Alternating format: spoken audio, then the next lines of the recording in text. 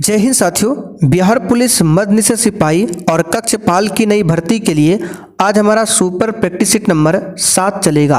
साथियों, ये जो प्रैक्टिस सेट हम आपको दे रहे हैं ये बिल्कुल आपके एग्जाम पैटर्न पर आधारित है, इसलिए आप लोग डेली एक प्रैक्टिस सेट लगाइए। इसका समय है रात 8 बजे से। और साथियों, इस एग्जाम के लिए अगर आप बुक लेने की सोच रहे हैं तो यहाँ पर देख सकते हैं ये किरण पब्लिकेशन का प्रैक्टिस सेट का बुक आ चुका है। ये जो बुक है मद्यनिषेध सिपाही, कक्षपाल और इसके साथ में बिहार पुलिस के लिए भी इम्पोर्टेंट हो जाएगा, बिहार पुलिस कांस्टेबल के लिए भी। तो तीनों एग्जाम इससे कवर हो सकता है, क्योंकि तीनों का जो एग्जाम पैटर्न है, एग्जाम में जो क्वेश्चन आता है एक ही लेवल का आता है। तो इस बुक से आप लोग प्रैक्टिस सेट लगा सकते हैं। इसमें टोटल 20 प्रैक्टिस सेट्स दिया हुआ है। बहुत ही शानदार बुक है, इसका लिंक डिस्क्रिप्शन बॉक्स में है, आप लोग जाकर ले सकते हैं। तो देखिए, आज का पहला क्वेश्चन है, मलेरिया किसके द्वारा एक व्यक्ति से दूसरे व्यक्ति तक अंतरित किया जाता है? एडिस मच्छर, क्यूलेक्स मच्छर, एनाफिलीज मच्छर या फिर डी उपर्युक्त सभी। चलिए, क्वेश्चन नंबर 1 के लिए आप लोग आंसर बताइए और प्रत्येक स्टूडेंट को नीचे लाइव चैट में या फिर कमेंट बॉक्स में अपना अपना आंसर करना है, जिससे कि आप सभी का प्रॉपर तरीके से रिवीजन भी हो सके। तो यहाँ पर इस क्वेश्चन का आंसर क्या होगा? देखिए, मलेरिया जो होता है प्रोटोजोआ के कारण होता है। प्रोटोजोआ परजीवी द्वारा फैलता है मलेरिया, और एक व्यक्ति से दूसरे व्यक्ति तक इसको कौन फैलाता है? तो मच्छर, और उस मच्छर का नाम है एनाफिलीज मच्छर। तो यहाँ पर आंसर क्या होगा? सी वाला ऑप्शन, एनाफिलीज मच्छर। चलिए आगे देखिए, लीवर किससे भरपूर स्रोत है? चलिए बताइए, क्वेश्चन नंबर 2 के लिए आंसर क्या होगा? लीवर जो है किससे भरपूर स्रोत है? तो लीवर यानी कि यकृत, जो कि मानव शरीर की सबसे बड़ी ग्रंथि है, ये सामान्यतः विटामिन ए, लोहा, जस्ता, तांबा, मैग्नीज और प्रोटीन का एक बहुत अच्छा स्रोत माना जाता है। तो यहाँ पर देखिए दिया हुआ है प्रोटीन दिया हुआ है, तो डी वाला ऑप्शन आपका सही जवाब है, प्रोटीन। अब प्रोटीन की बात करें तो इसकी कमी से कौन सी बीमारी होती है? तो क्वाशियोरकर, याद रखिएगा, क्वाशियोरकर और मरासमस, ये 2 बीमारियां होती है प्रोटीन की कमी से। चलिए आगे देखते हैं क्वेश्चन तीसरा, अमरबेल यानी कि कसकुटा क्या है? ये क्वेश्चन मद्यनिषेध सिपाही में पूछा हुआ क्वेश्चन है, बताइए। तो अमरबेल क्या है? यहाँ पर इसका सही जवाब है, ये एक परजीवी का उदाहरण है। डी वाला ऑप्शन राइट है, परजीवी। चौथा क्वेश्चन देखिए, प्रकाश के विद्युत चुंबकीय स्वरूप की खोज किसने किया था? चलिए, क्वेश्चन नंबर 4 के लिए आप लोग आंसर बताइए। और जो भी साथी चैनल पर पहली बार आए हैं, आप लोग चैनल को जरूर सब्सक्राइब कर लीजिए, ताकि इस एग्जाम से संबंधित एक भी क्लास आपसे छूटे ना। तो देखिए, प्रकाश के विद्युत चुंबकीय स्वरूप की खोज किया था किसने? मैक्सवेल ने किया था। किसने किया था? मैक्सवेल ने। यहाँ पर सी वाला ऑप्शन आपका सही जवाब है, मैक्सवेल। चलिए आगे देखते हैं, किसी पदार्थ का फोटोग्राफ लेने के लिए अपेक्षित उद्भासन काल किस पर निर्भर करता है? तो साथियों, निर्भर करता है पदार्थ की चमक पर। यहाँ पर पहला वाला ऑप्शन आपका सही है, पदार्थ की चमक पर। आगे देखिए, वातावरण की वह परत जो रेडियो तरंगों को परावर्तित करती है वह कौन सी है? बिल्कुल आपके सिलेबस पर आधारित क्वेश्चन है, और साथियों आप लोग डेली क्लास कीजिए। क्लास का समय है डेली रात 8 बजे से। तो वातावरण की वह परत जो रेडियो तरंगों को परावर्तित कर देती है वो है आयन मंडल। यहाँ पर पहला वाला ऑप्शन आपका सही जवाब है, आयन मंडल। क्षोभ मंडल की बात करें तो वायुमंडल में 5 परत है, 5 परतों में से सबसे निचली परत है क्षोभ मंडल। क्षोभ मंडल के ऊपर आता है समताप मंडल, और इसी में ओजोन लेयर पाया जाता है समताप मंडल में। चलिए आगे देखते हैं क्वेश्चन 7, नमक का भारी मात्रा में सेवन करने के बावजूद किस पशु को उच्च रक्तचाप नहीं होता? बताइए, कौन सा पशु है जो नमक का अगर भारी मात्रा में सेवन भी कर ले तो उसके बावजूद भी उसको उच्च रक्तचाप नहीं होगा? तो ये पशु कौन सा है? तो याद रखिएगा, ऊंट। डी वाला ऑप्शन आपका राइट है। चला आगे देखते हैं, निम्नलिखित में से कौन ऑक्सीजन रहित रक्त मानव शरीर के विभिन्न भागों से हृदय में लाता है। क्या बोला गया है? ऑक्सीजन रहित रक्त मानव शरीर के विभिन्न भागों से हृदय में लाता है, तो ये है नसें। ठीक है, यहाँ पर ए ऑप्शन आपका सही जवाब है। क्या होगा? नस होगा। इसको बोला जाता है शिरा। ठीक है, शिराएं ये क्या करता है? ऑक्सीजन रहित रक्त मानव शरीर के विभिन्न भागों से हृदय तक पहुंचाता है। आगे देखिए क्वेश्चन 9, पित्त कहाँ संग्रहित होता है? देखिए पित्त जो है यकृत ग्रंथि से निकलता है और जाकर स्टोर होता है पित्ताशय में। सी ऑप्शन आपका सही जवाब है, पित्ताशय। आगे देखिए, निम्नलिखित में से कौन एक संयोजी ऊतक नहीं है? सही जवाब है हृदय मांसपेशी, ये संयोजी ऊतक नहीं है। सी ऑप्शन आपका राइट है। अगर आपसे पूछे रक्त किस प्रकार का ऊतक है, तो ये तरल संयोजी ऊतक का उदाहरण है रक्त। इसका पीएच मान होता है 7.4। आगे देखिए, मांसपेशियों में थकान डैश के इकट्ठा होने से होती है। बताइए, मांसपेशियों में थकान जो है किसके इकट्ठा होने से होती है? तो याद रखिएगा लैक्टिक अम्ल के इकट्ठा होने से। यहाँ पर आंसर हमारा क्या होगा? सी वाला ऑप्शन। तो यहाँ पर इस क्वेश्चन का आंसर क्या होगा? गामा किरण। इस किरण की आवृत्ति सबसे अधिक होती है। अच्छा, किस प्रकाश की आवृत्ति सबसे कम होती है? तो दृश्य प्रकाश की जो आवृत्ति होती है सबसे कम होती है। चलिए आगे देखिए, साफ रातें बादल वाली रातों से ठंडी क्यों होती है? तो इसका कारण है विकिरण। सी वाला ऑप्शन यहाँ पर आपका सही जवाब है, विकिरण। चलिए आगे देखिए, भगवान जिन्होंने हमें जीवन दिया उसी समय पर हमें स्वतंत्रता भी दी है, किसने कहा था? तो ये कहा था थॉमस जेफरसन ने। सी ऑप्शन में दिया हुआ है जेफरसन। चलिए आगे देखते हैं क्वेश्चन नंबर 15, किस स्थान पर हड़प्पन समय के रथ की एक प्रतिमा प्राप्त हुई थी? बताइए, किस स्थान पर हड़प्पन समय के रथ की एक प्रतिमा प्राप्त हुई थी? तो इसका सही जवाब है महाराष्ट्र का जो अहमदनगर जिला है वहाँ पर है दैमाबाद। तो यहीं से हड़प्पा संस्कृति के समय के रथ की एक मूर्ति प्राप्त हुई है। आंसर क्या होगा?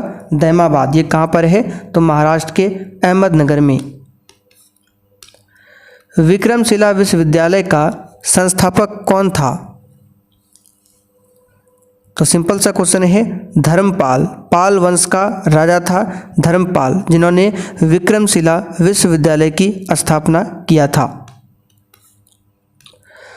चलिए आगे देखते हैं, जब भारत स्वतंत्र हुआ उस समय इंग्लैंड के प्रधानमंत्री कौन थे? और जिन्होंने अभी तक सेशन को लाइक नहीं किया है, आपसे रिक्वेस्ट है आप लोग सेशन को साथ में लाइक करते हुए चलिए। फिलहाल यहाँ पर इस क्वेश्चन का आंसर क्या होगा? क्लीमेंट एटली। ठीक है, जब भारत स्वतंत्र हुआ उस समय इंग्लैंड के पीएम कौन थे? क्लीमेंट एटली। आगे देखिए, निम्नलिखित में से कौन सी पर्वत श्रृंखला यूरोप तथा एशिया को अलग करती है? तो ये है यूराल पर्वत श्रृंखला। ये यूरोप तथा एशिया को अलग करती है। आंसर क्या होगा? C option. चलिए आगे देखिए, निम्नलिखित में से भारत का कौन सा राज्य अंतर्राष्ट्रीय थल सीमा साझा नहीं करता है?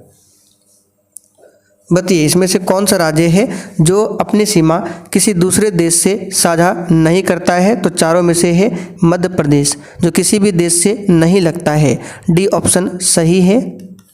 आगे देखिए, निम्नलिखित में से किस शहर में विश्व का दूसरा सबसे लंबा समुद्री तट स्थित है?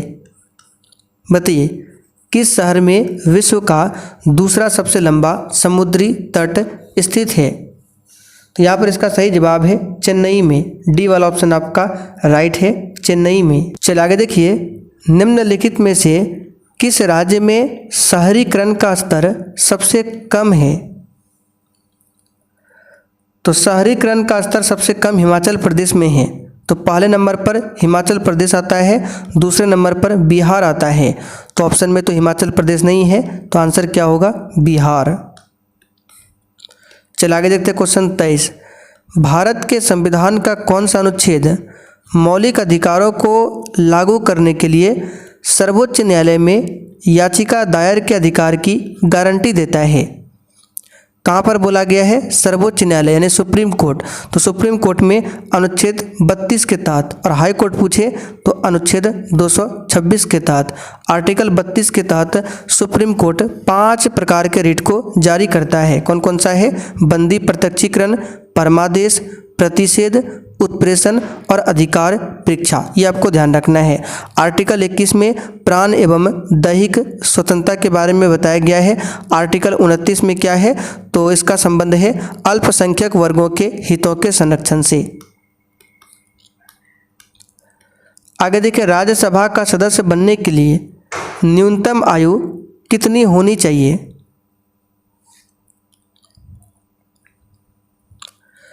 तो कई बार बता चुके हैं, मिनिमम 30 वर्ष, और लोकसभा के लिए पूछे तो 25 वर्ष। अच्छा, राज्यसभा का गठन कब हुआ था? तो 3 अप्रैल 1952 को राज्यसभा का गठन हुआ था। चलिए आगे बढ़ते हैं। भारत के चुनाव आयोग के अनुसार राष्ट्रीय पार्टी के रूप में मान्यता प्राप्त करने के लिए एक राजनीतिक दल का अस्तित्व में होना आवश्यक है। बताइए कम से कम कितने राज्यों में? सही जवाब है कम से कम 4 राज्यों में। सी ऑप्शन आपका राइट है, 4 राज्यों में। आगे देखिए, रेड डाटा बुक एक रिकॉर्ड है। निर्वाचन आयोग के अनुसार अगर पूछे कि वर्तमान में कितने राष्ट्रीय दल है, तो वर्तमान में टोटल 6 राष्ट्रीय दल है। कांग्रेस है, बीजेपी है, भारतीय मार्क्सवादी कम्युनिस्ट पार्टी है, आम आदमी पार्टी है, बहुजन समाज पार्टी है और नेशनल पीपुल्स पार्टी है। 2025 अगस्त 2025 के अनुसार ये 6 राष्ट्रीय दल है वर्तमान में। तो यहाँ पर तो आंसर हो गया कम से कम 4 राज्य। इसका आंसर क्या होगा? लुप्त प्राय प्रजातियाँ। रेड डाटा बुक में किसका रिकॉर्ड रखा जाता है? लुप्त प्राय प्रजातियों का। और रेड डाटा बुक की बात करें तो ये प्रकाशित कौन करता है? तो IUCN ये प्रकाशित करता है। इसकी स्थापना 1948 में किया गया था। भारत किस महाद्वीप में स्थित है?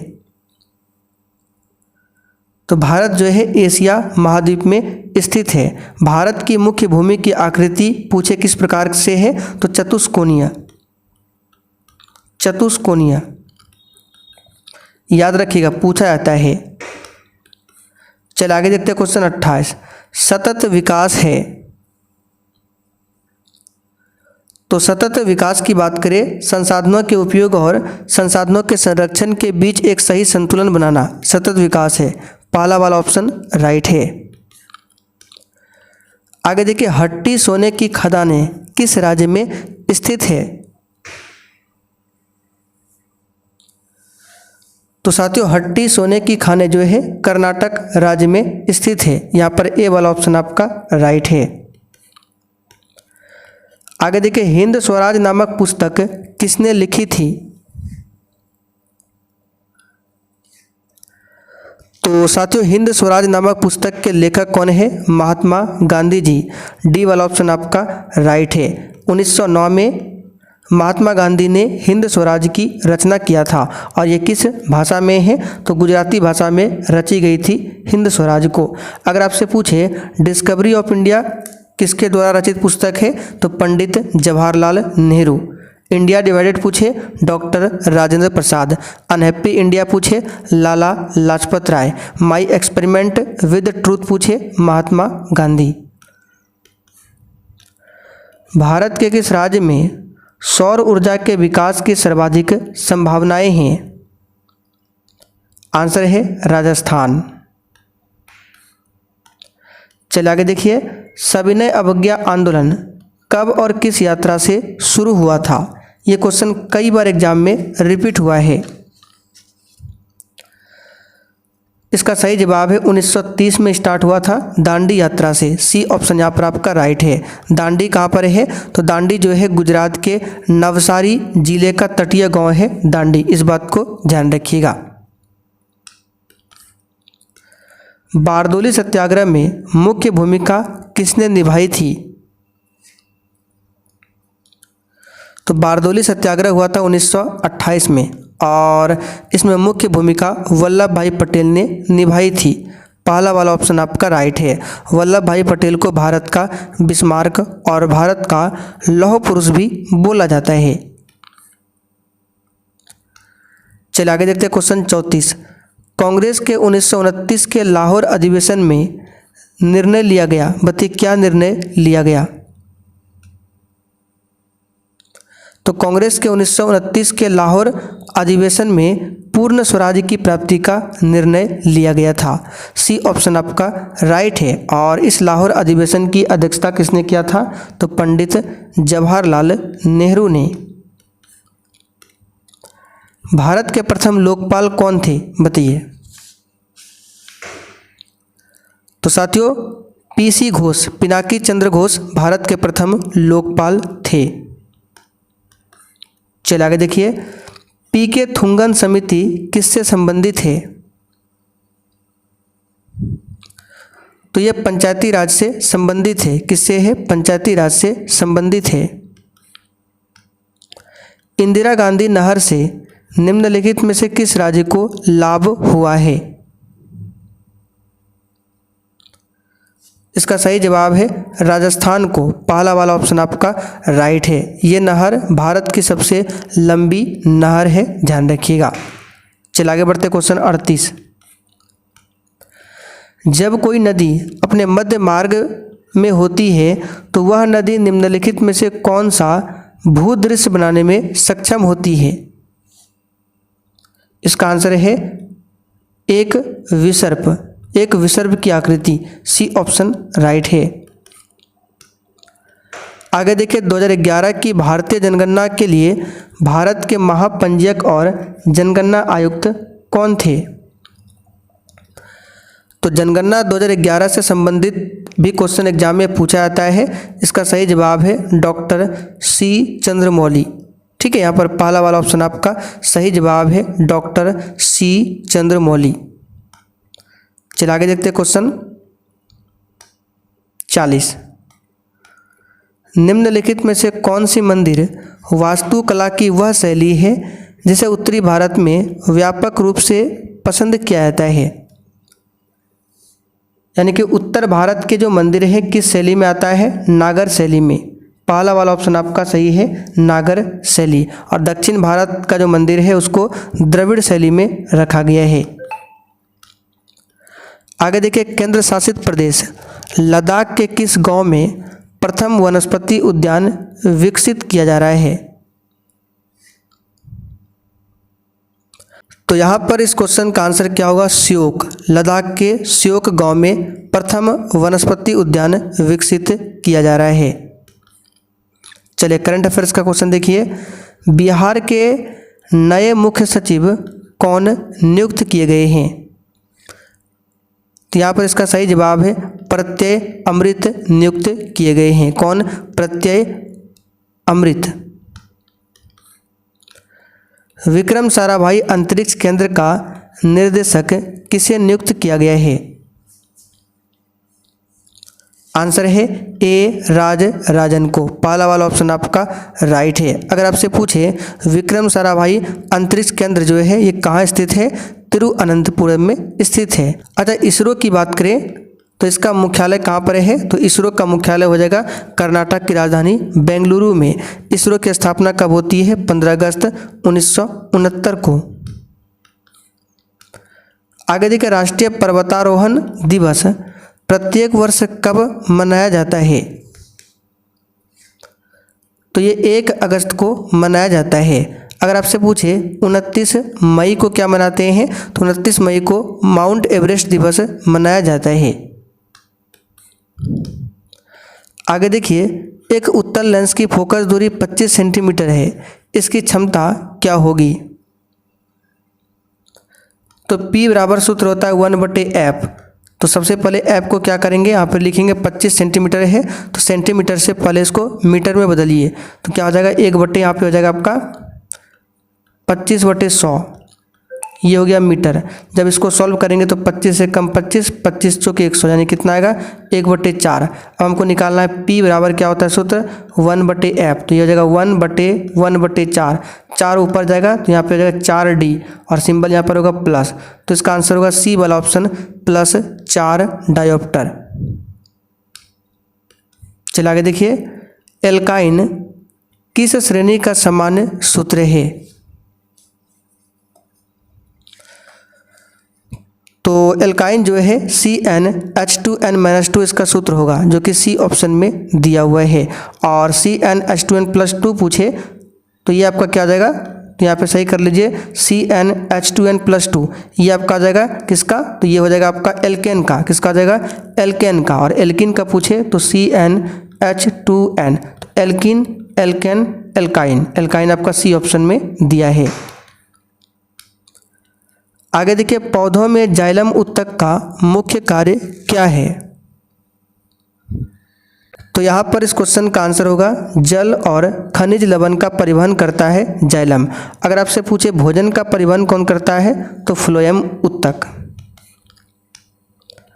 आगे देखिए, मानव मस्तिष्क का कौन सा भाग शरीर की स्थिति तथा संतुलन का अनुरक्षण करता है। तो कौन सा भाग है, ये आपका अनुमस्तिष्क। बी वाला ऑप्शन आपका राइट है, अनुमस्तिष्क। आगे देखिए, द ओरिजिन ऑफ स्पीसीज नामक पुस्तक किसके द्वारा लिखी गई थी। और क्लास के लास्ट में अभी आपको बताएंगे बैच किस प्रकार से ज्वाइन करना है। जिनको नहीं पता है आप लोग देख लीजिएगा। इसका आंसर होगा चार्ल्स डार्विन। आगे देखिए, ओजोन परत के क्षय के लिए मुख्य रूप से कौन सा रसायन उत्तरदायी है। तो यह है CFC, क्लोरोफ्लोरोकार्बन। सी वाला ऑप्शन यहाँ पर आपका राइट है। अच्छा, यहाँ से क्वेश्चन पूछा जाता है, ओजोन परत के संरक्षण के लिए एक प्रोटोकॉल हुआ था जिसको बोला जाता है मॉन्ट्रियल प्रोटोकॉल। कहाँ हुआ था, कनाडा में। कब हुआ था, तो डेट याद रखिएगा 16 सितंबर 1987 को। इसलिए 16 सितंबर को हम लोग क्या मनाते हैं, तो ओजोन दिवस मनाया जाता है 16 सितंबर को। तो साथियों, आज का सेट आपका यहीं पर कंप्लीट होता है। अब जिनको भी इस एग्ज़ाम के लिए बैच को ज्वाइन करना है, आइए आपको बता देते हैं किस प्रकार से ज्वाइन करना है। बैच में ही आपको क्लास का PDF, क्लास का notes, one liner GK GS, one liner question bank, special Bihar GK notes, सब कुछ मिलेगा। तो उसके लिए प्ले स्टोर से सबसे पहले आपको ये वाला एप्लीकेशन इंस्टॉल कर लेना है।